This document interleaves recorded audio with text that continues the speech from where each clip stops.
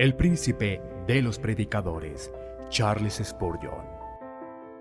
Narrado por Samuel Andrés Chaparro Sandoval.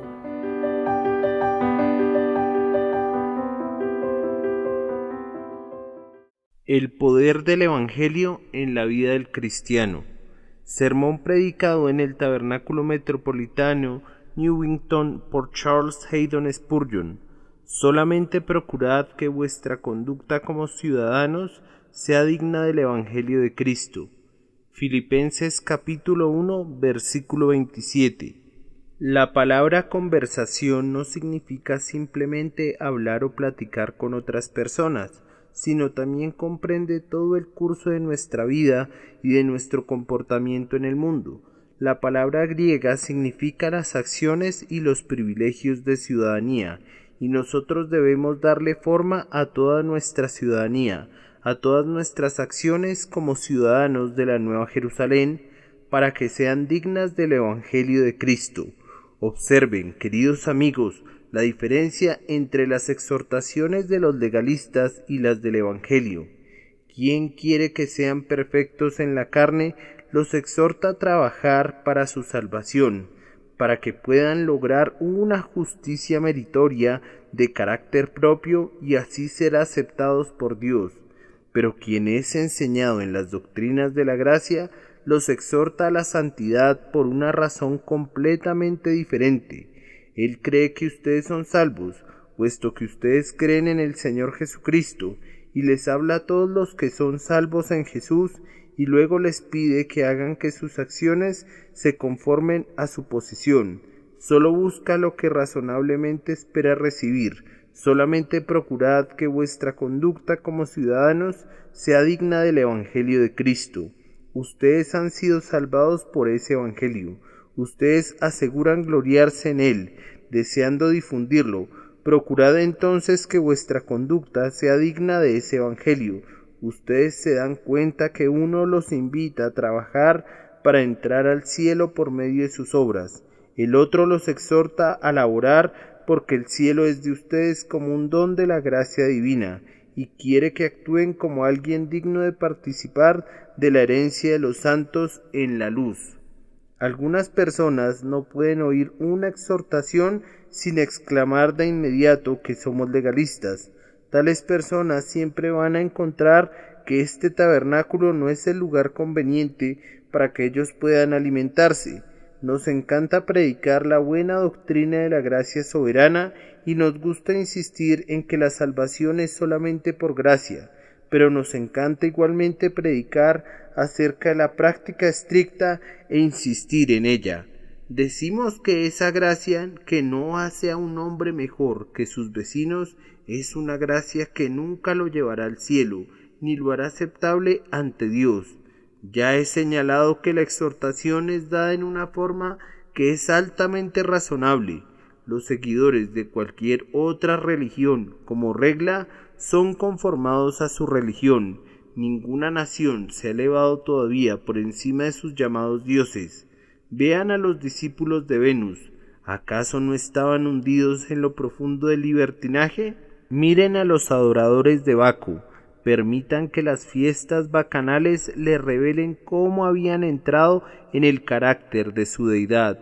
Todavía en nuestros días los adoradores de la diosa Kali, la diosa de los ladrones y los asesinos, que son los miembros de una secta de asesinos fanáticos de la India, se entregan completamente al espíritu del ídolo que ellos adoran. No nos sorprendemos de los crímenes de las personas de otros tiempos cuando recordamos a los dioses que ellos adoraban. Moloch, que se deleitaba con la sangre de los niños, Júpiter, Mercurio y todos los dioses similares cuyas acciones almacenadas en el diccionario clásico son suficientes para contaminar las mentes de la juventud. No nos sorprende que el libertinaje haya abundado, pues, como son sus dioses, así es la gente. Un pueblo nunca es superior a su religión. Se ha dicho a menudo, y en la mayoría de los casos, ese pueblo es peor. Es estrictamente natural que la religión de un hombre ponga el condimento de su conversación. Pablo dice a todos los que profesan ser salvos por Jesucristo: solamente procurad que vuestra conducta como ciudadanos sea digna del Evangelio de Cristo. Para llegar a ese punto debemos meditar durante 2 o 3 minutos acerca de qué es el Evangelio, luego ver los puntos en que nuestra conversación debe ser evangélica y finalmente decir unas pocas palabras sinceras para recordar aquí a quienes profesan la religión la imperiosa necesidad de que su conversación sea digna del Evangelio de Cristo. El Evangelio de Cristo, ¿qué es? Nos centraremos en las 2 últimas palabras de Cristo. Con seguridad, si ustedes entienden a Cristo, entonces entienden el Evangelio. Cristo es su autor. Él, en la sala de consejo de la eternidad, propuso convertirse en la garantía del pobre hombre caído. Él, en el cumplimiento de los tiempos, llevó a cabo la redención eterna para todos aquellos que su Padre le había dado. Él es su autor como su arquitecto y como su constructor. Vemos en Cristo Jesús el alfa y la omega del Evangelio. Él ha provisto el tesoro de su gracia todo lo necesario para hacer que el Evangelio sea el Evangelio de nuestra salvación. Y así como Él es su autor, Él es su contenido. Es imposible predicar el Evangelio sin predicar la persona, la obra, los oficios y el carácter de Cristo. Si se predica a Cristo, entonces el Evangelio es promulgado, y si se pone a Cristo en segundo plano, entonces ningún Evangelio es declarado. Porque me propuse no saber nada entre vosotros, dijo el apóstol, sino a Jesucristo y a Él crucificado. Y al decir esto, estaba llevando a cabo su comisión de predicar el Evangelio, tanto a los judíos como a los gentiles.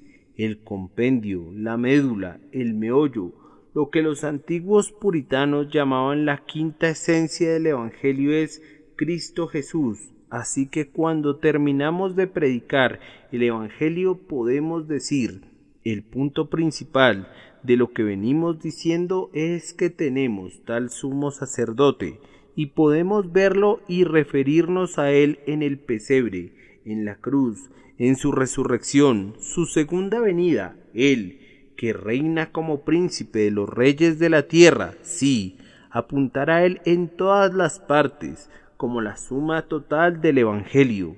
También es llamado el Evangelio de Cristo, porque Él es quien lo completará. Él dará el toque final a la obra, así como fue Él quien puso los cimientos. El creyente no comienza en Cristo y luego busca la perfección por sí solo. No, conforme corremos la carrera celestial, estamos todavía mirando a Jesús. Como su mano arrancó al principio el pecado que tan fácilmente nos asedia y nos ayudó a correr la carrera con paciencia, así esa misma mano sostendrá la rama de olivo de la victoria, que luego formará parte de la guirnalda de gloria que pondrá alrededor de nuestra frente. Es el Evangelio de Jesucristo, es su propiedad, da gloria a su persona. Es dulce con el sabor de su nombre. Por todos lados muestra las huellas de sus dedos artísticos. Si los cielos son la obra de los dedos de Dios y la luna y las estrellas existen por su mandato, lo mismo podemos decir de todo su plan de salvación. Absolutamente todo Él, gran Jesús, es tu obra y por tu mandato se mantiene firme. Pero también es el Evangelio de Jesucristo, y aunque esto ha sido explicado cientos de veces, no estará fuera de lugar hacerlo de nuevo. Son las buenas noticias, el buen tiempo de Jesucristo, y son enfáticamente buenas noticias, porque limpia el pecado, el peor pecado sobre la tierra, mejor aún, barre con la muerte y el infierno. Cristo vino al mundo para llevarse sobre sus hombros al pecado muy lejos, y lanzarlo al mar rojo de su sangre de la expiación. Cristo, el chivo expiatorio, tomó el pecado de su pueblo sobre su cabeza y lo llevó lejos al desierto del olvido, donde, si fuera buscado, nunca podría ser encontrado. Estas son buenas noticias, porque afirma que el cáncer que carcome los puntos vitales de la humanidad ha sido curado, que la lepra, que ha cubierto aún al propio rostro de la humanidad, ha sido suprimida. Cristo ha preparado un torrente mejor que el río Jordán, y dice ahora a los hijos de los hombres: ve, lávate y serás limpio. Además de eliminar el peor de los males, el Evangelio es buenas noticias, porque trae consigo la mejor de las bendiciones. ¿Qué es lo que hace sino dar vida a los muertos? Abre labios que son mudos, oídos que son sordos, y quita el sello de ojos que están ciegos. ¿Acaso no hace de la tierra la morada de la paz? ¿No ha cerrado las puertas del infierno para los creyentes y no ha abierto las puertas del cielo a todos aquellos que han aprendido a confiar en el nombre de Jesús? Buenas noticias. Esa palabra buenas tiene un doble significado cuando se aplica al Evangelio de Jesucristo. No podían tener mejor ocupación los ángeles cuando fueron y los anunciaron, y dichosos los hombres que se dedican y se desgastan en la proclamación de tan buenas noticias de gran gozo. Dios es reconciliado, en la tierra paz, gloria a Dios en las alturas, paz entre los hombres de buena voluntad. Dios es glorificado en la salvación, los pecadores son librados de la ira venidera, y el infierno no recibe las multitudes de hombres, sino por el contrario, el cielo se llena de una muchedumbre incontable de redimidos por la sangre. Son buenas nuevas también porque es algo que no pudo ser inventado por el intelecto humano. Fueron buenas noticias para los ángeles. No han cesado todavía de maravillarse por eso. Todavía están allí, mirando al propiciatorio y deseando saber más acerca de él. Serán noticias en la eternidad. Estaremos cantando con arrobamiento y sorpresa su misericordia en los cielos. Las buenas noticias, dichas sencillamente en pocas palabras, son justamente estas: que Dios estaba en Cristo reconciliando al mundo consigo mismo, no tomándoles en cuenta sus transgresiones, porque de tal manera amó Dios al mundo que ha dado a su Hijo unigénito, para que todo aquel que en él cree no se pierda, mas tenga vida eterna. Fiel es esta palabra y digna de toda aceptación, que Cristo Jesús vino al mundo para salvar a los pecadores. Suficiente, pues, en cuanto al tema de ¿qué es el Evangelio? Ahora no voy a hablarles a quienes no les dan la bienvenida al Evangelio. Les hablaré en otro momento. Ruego a Dios que les ayude a creerlo, pero tengo que hablar en especial a los creyentes. El texto dice que debemos hacer que nuestra conversación sea digna del Evangelio. Entonces, ¿qué tipo de conversación debemos tener? En primer lugar, el Evangelio es muy sencillo, no tiene adornos, no está saturado de ornamentos engañosos, es sencillo. Ni mi mensaje ni mi predicación fueron con palabras persuasivas de sabiduría, es grandemente sublime en su sencillez. Que así sea el cristiano. No es conveniente que el ministro cristiano se vista de azul y grana, y lino fino, y vestimentas ceremoniales y sotanas, pues todo pertenece al anticristo, y son descritos en el libro del Apocalipsis como las marcas ciertas de la ramera de Babilonia. No le conviene al hombre cristiano o a la mujer cristiana ser culpable de pasar horas y horas en el adorno de sus personas. Nuestro ornamento debe ser no el exterior, sino que sea la persona interior del corazón, en lo incorruptible de un espíritu tierno y tranquilo. nuestras maneras, nuestro hablar, nuestra forma de vestir, todo nuestro comportamiento deben tener esa sencillez que es verdaderamente el alma de la belleza. Esos que se esfuerzan por hacerse admirables en su apariencia por medio de ornamentos engañosos, se extravían en el camino. La belleza se adorna a sí misma y está mejor adornada cuando no tiene ningún adorno. El hombre cristiano debe ser sencillo en todos los aspectos. Pienso que donde quiera que encuentre uno, debería saber de inmediato que es cristiano. No debería ser como esos libros que no puedes entender a menos que alguien te explique todas esas palabras difíciles. El cristiano debe ser un hombre transparente como Natanael, un verdadero israelita en quien no hay engaño. El hombre que entiende el espíritu de su Señor es, como Cristo, un niño hombre, un hombre niño. ¿Saben ustedes que lo llamaban ese santo niño Jesús? Así debe ser nuestro comportamiento, recordando que, si no os volvéis y os hacéis como los niños, que son eminentemente sencillos y sin complicaciones, no podremos entrar al reino de los cielos. A continuación, si queremos que nuestra conversación sea digna del Evangelio, debemos recordar que el Evangelio es preeminentemente verdadero.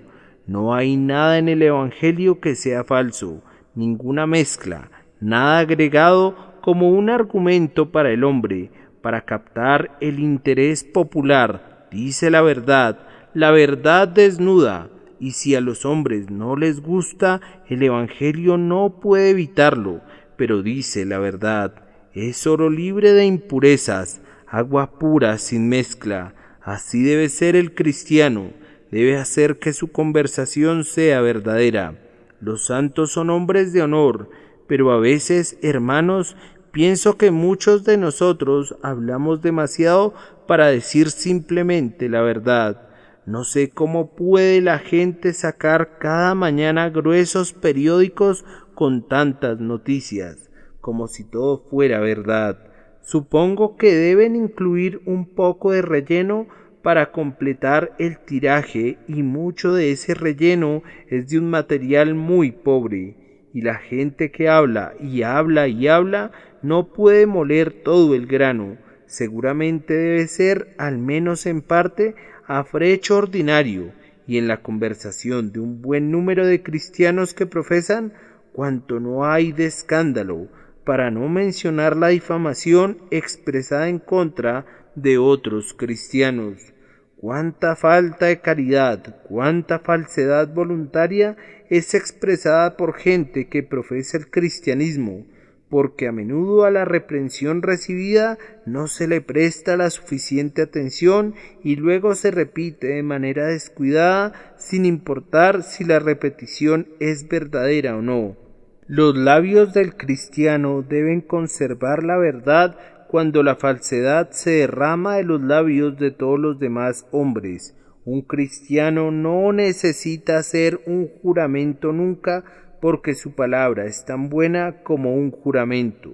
Su sí debe ser sí y su no, no. Debe vivir y hablar de tal manera que tenga muy buena reputación en toda la sociedad, no tanto por la suavidad de sus maneras, como por la veracidad de sus expresiones. Muéstrenme un hombre que sea un mentiroso habitual o frecuente, y me estarán mostrando a un hombre que tendrá su porción en el lago hirviendo de fuego y azufre. No me importa a cuál denominación cristiana pueda pertenecer. Si un hombre dice lo que no es, estoy seguro que no pertenece a Cristo. Y es muy triste saber que en todos esos grupos hay algunos que tienen esta grave falta deplorable, que no se puede confiar en lo que dicen. Que Dios nos libre de eso. Nuestra conversación debe ser digna del Evangelio de Cristo, y entonces invariablemente será verdadera. Oh, si hay algún error en ella, será causa de un error involuntario y nunca como consecuencia de un propósito o de un descuido. A continuación, el Evangelio de Jesucristo es un evangelio valiente. Es completamente lo contrario de esa cosa bonita llamada caridad moderna. El último demonio creado es la caridad moderna. La caridad moderna pasa a nuestro alrededor con su sombrero en la mano y dice: ustedes están bien, todos ustedes están bien, ya no discutan más. El sectarismo es una cosa horrible, desháganse de él, y así trata de inducir a todo tipo de personas a guardarse una parte de lo que creen, a silenciar el testimonio de todos los cristianos sobre aquellos puntos en los que tienen diferencias. Yo creo que esa cosa llamada sectarismo en nuestros días no es otra cosa que honestidad verdadera. Sé un sectario, mi hermano, sé profundamente un sectario. Quiero decir con ello, mantén todo lo que ves que está en la palabra de Dios y hazlo con firmeza, y no renuncies ni siquiera a los pequeños fragmentos de la verdad. Al mismo tiempo, aparta ese sectarismo que hace que odies a otro hombre porque no ve lo que tú ves. Apártalo lejos de ti, pero nunca consientas en esa alianza impía, en ese pacto que parece que está controlado todo el país, que quiere poner un candado en la boca de cada hombre y enviarnos por todas partes como si fuéramos mudos, que me dice: no debes hablar en contra de los errores de tal iglesia, y a otro dice: no debes responder. No podemos evitar hablar. Si no lo hiciéramos, las piedras de la calle podrían gritar en contra de nosotros. Esa clase de caridad es desconocida para el Evangelio. Ahora escuchen la palabra de Dios. El que cree y es bautizado será salvo. El que no cree, ¿qué? ¿Llegará al cielo por cualquier otra vía? Será condenado. Ese es el Evangelio. Ustedes pueden percibir con qué valentía lanza su censura. No pretende: puedes rechazarme e irte por otro camino y llegar de alguna manera con seguridad al fin de tu camino. No, no, no, dice: serás condenado. ¿Acaso no percibes la forma en que lo pone Cristo? Algunos maestros vienen al mundo y le dicen a todos los demás: sí, señores, con el permiso de ustedes, todos están en lo correcto. Solo tengo 1 o 2 puntos que ustedes no han enseñado. Déjenme un espacio. No los voy a echar fuera. Puedo estar en el mismo templo con ustedes. Pero oigan lo que dice Cristo: todos los que vinieron antes de mí eran ladrones y asaltantes, pero las ovejas no les oyeron.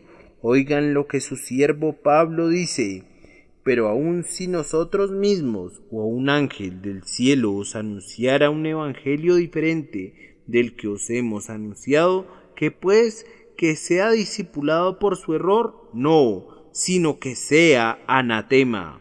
Ahora, ese es un lenguaje muy fuerte, pero observen que así es justamente como debe vivir el cristiano.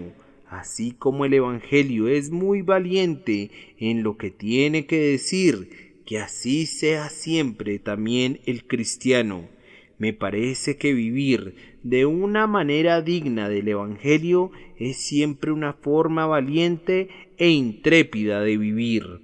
Algunas personas van arrastrándose por el mundo como si le pidieran permiso a algún gran hombre para vivir.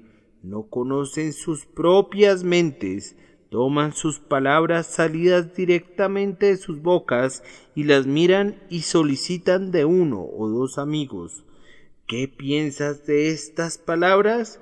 Y estos amigos las censuran, las guardan y no las vuelven a mencionar. Como agua mala, no tienen médula espinal. Ahora Dios ha hecho que los hombres caminen erectos, y es una cosa noble que un hombre se pare derecho sobre sus pies, y es todavía una cosa más noble que un hombre afirme que en Cristo Jesús ha recibido esa libertad que es verdaderamente libertad, y por lo tanto no será esclavo de ningún hombre.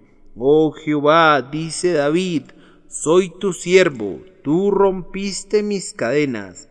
Feliz el hombre cuyas cadenas han sido rotas. Que tus ojos sean como los ojos de un águila, sí, más brillantes aún, que nunca sean opacados por los ojos de otros hombres. Que tu corazón sea como el corazón del león, sin ningún miedo, excepto de ti mismo. Sin que me importe yo mismo un hombre agonizante, la estima de los hombres agonizantes. Yo debo vivir como si Dios me ve, como creo que debo vivir, sin importar que los hombres digan lo mejor o lo peor, pues todo eso será para ti como el chirrido de un grillo al ponerse el sol. ¿Quién eres tú para que le tengas miedo a un hombre que va a morir, o al Hijo del Hombre, que no es sino un gusano? No temas a los hombres, sé fuerte, sé valiente, pues sólo así tu conversación será digna del Evangelio de Cristo. Asimismo, el Evangelio de Cristo es muy tierno. Óiganlo hablar. Venid a mí, todos los que estáis fatigados y cargados, y yo os haré descansar. He aquí el espíritu de su fundador. No quebrará la caña cascada, ni apagará la mecha que se está extinguiendo. Más aún, el mal carácter, dar coscorrones en la cabeza a la gente, ofenderse por una palabra, todo esto es contrario al Evangelio. Hay algunas personas que parecen haber sido amamantadas con vinagre, y cuyo aspecto en su totalidad va mejor con el Sinaí que con Sión. Pensarías que siempre han subido al monte para ser tocados, el monte que arde con un incendio de fuego, pues ellos mismos parecen arder con fuego. Puedo decirles que lo mejor de ellos es más puntiagudo que un seto de espinas. Pero, queridos amigos, que no suceda eso con nosotros. Sean firmes, sean valientes, no tengan miedo, pero sean cautelosos. Si tienen el corazón de un león, tengan la mano de una dama, que haya tal ternura en su comportamiento que los niños no sientan ningún temor de acercarse a ustedes, y que el publicano y la ramera no se vayan huyendo por su hostilidad, sino que reciban una invitación por la ternura de sus palabras y de sus hechos. De la misma manera, el Evangelio de Cristo está lleno de amor. Es el mensaje de Dios de amor a la raza caída y perdida. Nos dice, porque de tal manera amó Dios al mundo, que ha dado a su Hijo unigénito, para que todo aquel que en él cree no se pierda, mas tenga vida eterna. Proclama en cada palabra su gracia, que nos amó y quien se dio a sí mismo por nosotros. Nadie tiene mayor amor que este, que uno ponga su vida por sus amigos. Esta misma mente que estaba en Cristo Jesús debe morar ricamente en nosotros. Su último mandamiento a sus discípulos fue: que os améis los unos a los otros. Quien ama es nacido de Dios, mientras sin esta gracia no importa nuestra opinión de nosotros mismos o lo que otros piensen de nosotros. Somos realmente a los ojos de Dios solo bronce que resuena o un címbalo que retiñe. ¿No es esta una época en que haríamos bien en dirigir nuestra atención a la flor del paraíso?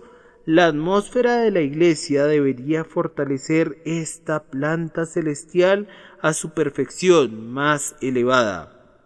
El mundo debería señalarnos y decir: miren cómo estos cristianos se aman unos a otros, no de palabra ni de lengua, sino de hechos y de verdad.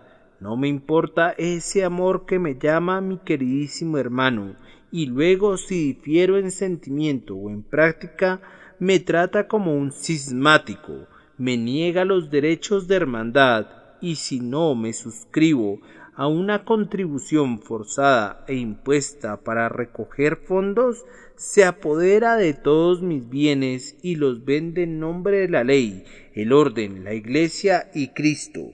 De todo ese amor fingido, líbranos, Señor.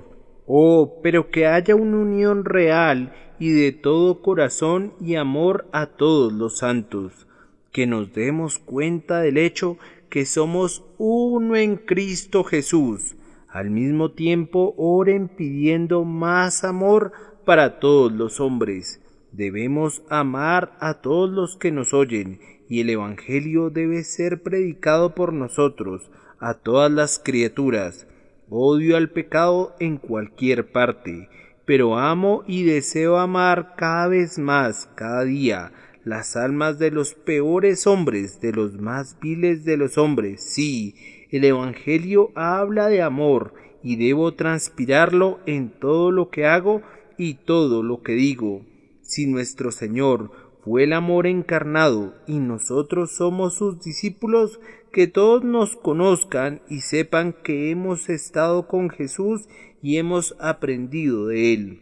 El Evangelio de Cristo es también el Evangelio de misericordia, y si un hombre quiere actuar como es digno del Evangelio, debe ser un hombre misericordioso. Lo estoy viendo, está orando, ha estado en la mesa de la comunión y ha estado tomando el vino que representa la sangre del Salvador.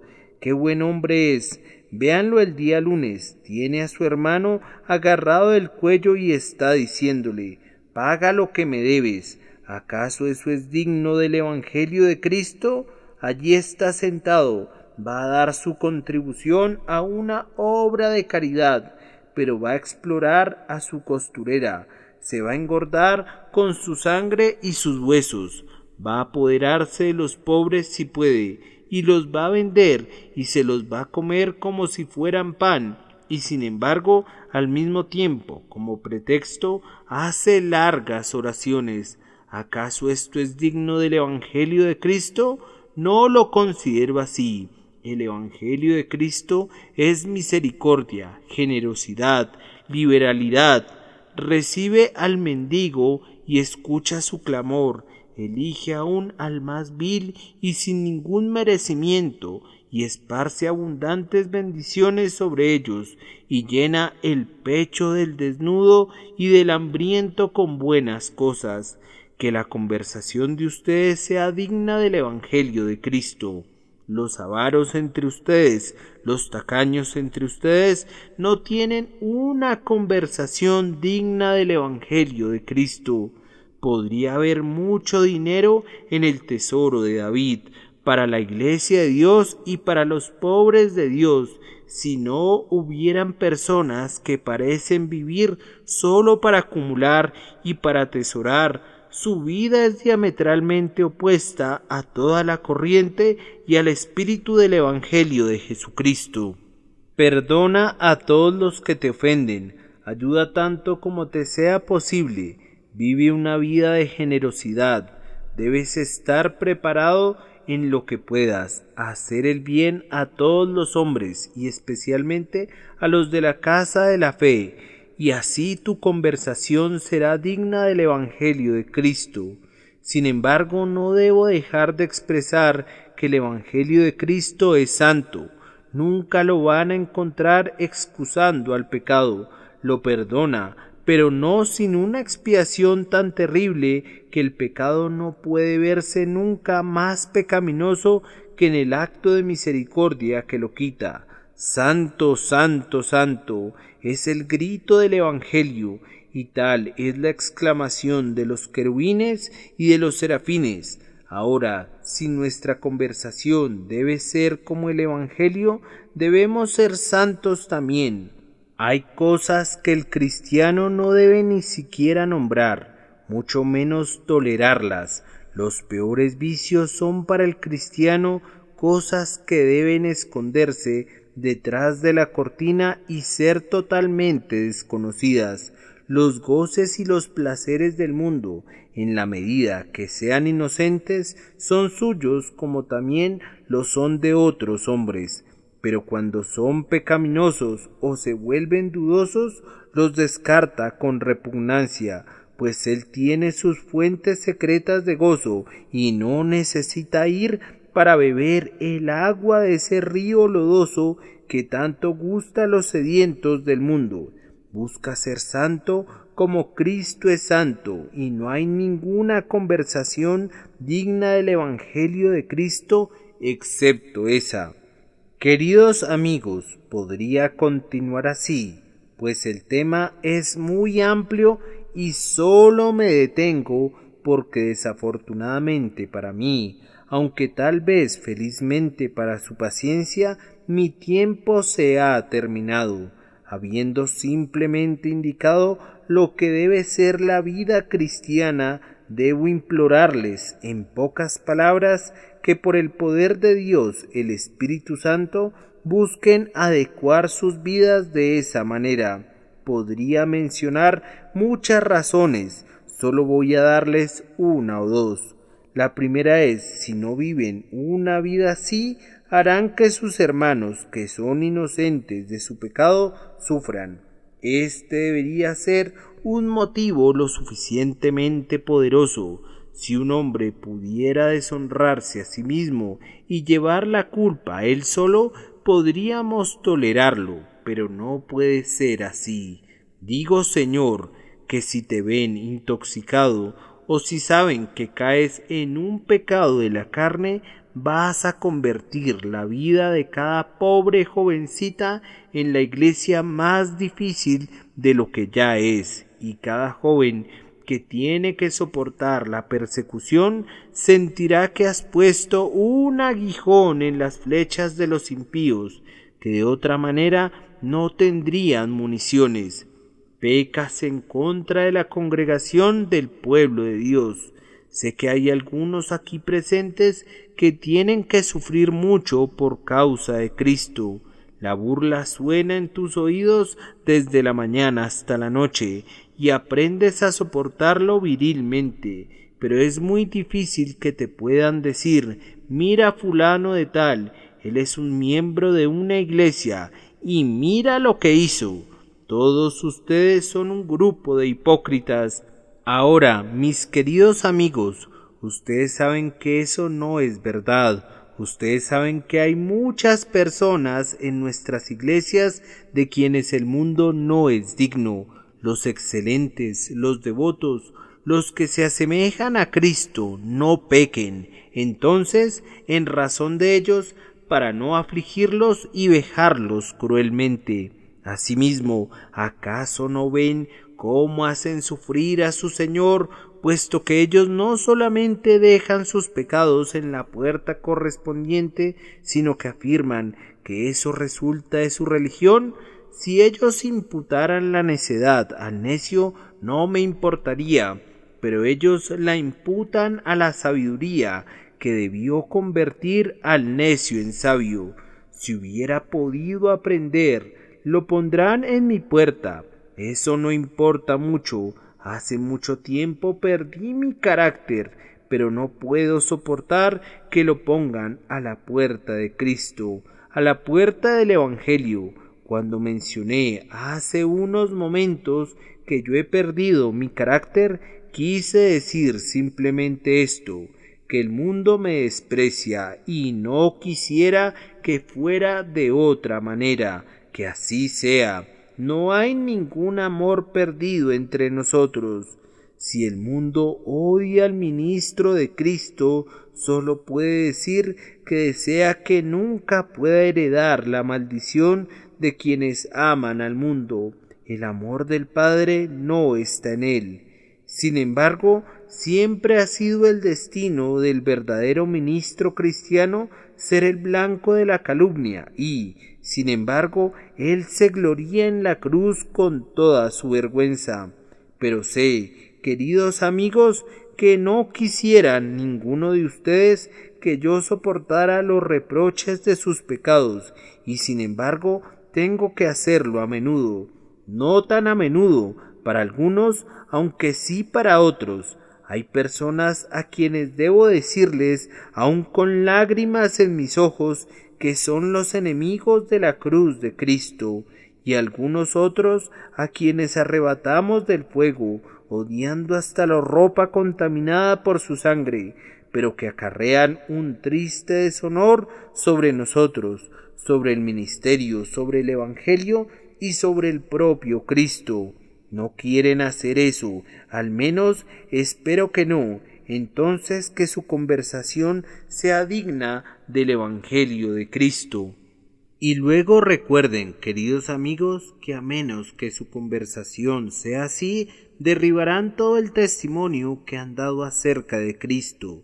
¿Cómo pueden creerles sus alumnos de la escuela dominical cuando ven que sus acciones contradicen su enseñanza?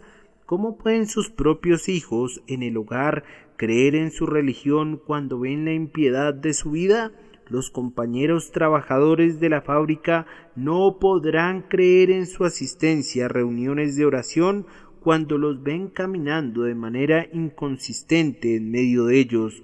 Oh, la gran cosa que la Iglesia necesita es más santidad. Los peores enemigos de la Iglesia no son los infieles. Realmente uno no sabe quiénes son los infieles en nuestros días. No son tan insignificantes, no son tan pocos que uno tendría que salir de cacería para encontrarlos, pero los peores enemigos de la Iglesia son los hipócritas, los formalistas, los que profesan solamente de palabra, los que siguen de manera inconsistente su camino.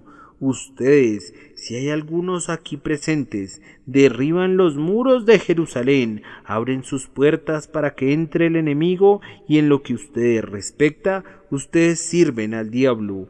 Que Dios los perdone, que Cristo los perdone, que este atroz pecado les sea lavado, que sean traídos en humildad a los pies de la cruz, para aceptar la misericordia que, al menos hasta ahora, ustedes han rechazado. Es molesto pensar cómo hay personas que se atreven a permanecer como miembros de iglesias cristianas y aún apoderarse de un púlpito cuando están conscientes de que su vida privada es detestable. Oh, ¿cómo pueden hacer eso? ¿Cómo es posible que sus corazones se hayan vuelto tan duros? ¿Qué? ¿Acaso el diablo los ha hechizado? ¿Ha logrado el diablo que dejen de ser hombres para convertirlos también en diablos? Que se atrevan a orar en público, tomar la Santa Cena y administrar las ordenanzas mientras sus manos están sucias y sus corazones no están limpios y sus vidas están llenas de pecado. Los exhorto a aquellos cuyas vidas no sean consistentes, que renuncien a su profesión, o de lo contrario, vivan sus vidas como debe ser, porque el Espíritu Eterno, que todavía tiene su aventador en su iglesia, aventará la paja y dejará solamente el buen trigo dorado sobre el piso. Y si ustedes saben que están viviendo en algún pecado, que Dios les ayude a lamentarlo, a odiarlo, y que vayan a Cristo con ese pecado de inmediato, que se acerquen, le laven sus pies con sus lágrimas, que se arrepientan sin ningún fingimiento, para comenzar de nuevo en su fuerza una vida que sea digna del Evangelio. Me parece que oigo a alguna persona impía que dice: como yo no hago ninguna profesión de fe, yo estoy bien. Ahora bien, escúchame, querido amigo, escúchame. Tengo una palabra para ti. Un hombre es presentado ante los magistrados y dice: nunca he afirmado que soy un hombre honesto. Oh, dice el magistrado, entonces te condeno a 6 meses de cárcel, pues ven que es un villano descarado. ¿Y tú qué dices? Oh, nunca he hecho una profesión de fe. Pues por ponerte en ese terreno, tú mismo te colocas entre los condenados. Pero algunas personas hacen alarde de esto. Nunca he hecho una profesión de fe. ¿Acaso nunca has hecho una profesión de cumplir tu deber para con tu Hacedor? ¿Nunca has hecho una profesión de ser obediente al Dios en cuyas manos está tu aliento? ¿Nunca has hecho una profesión de ser obediente al Evangelio? Pues entonces tu juicio será muy corto, tendrá muy poca duración cuando seas juzgado al fin.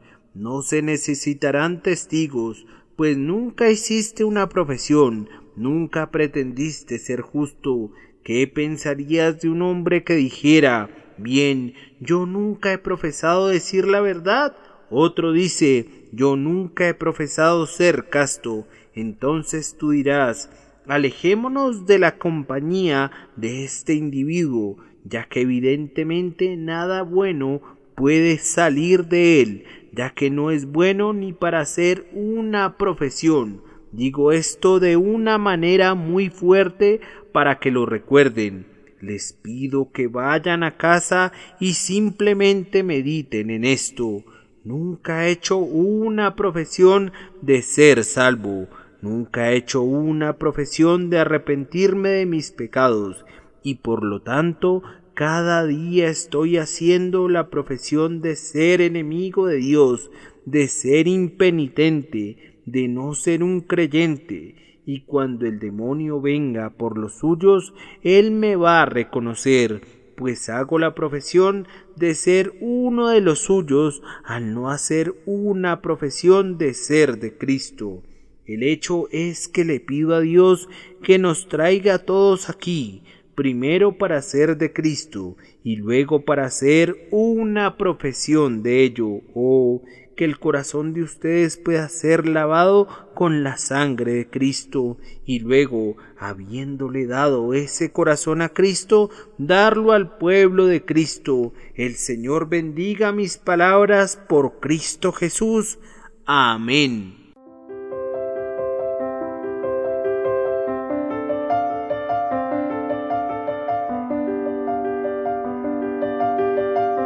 El príncipe de los predicadores, Charles Spurgeon. Narrado por Samuel Andrés Chaparro Sandoval.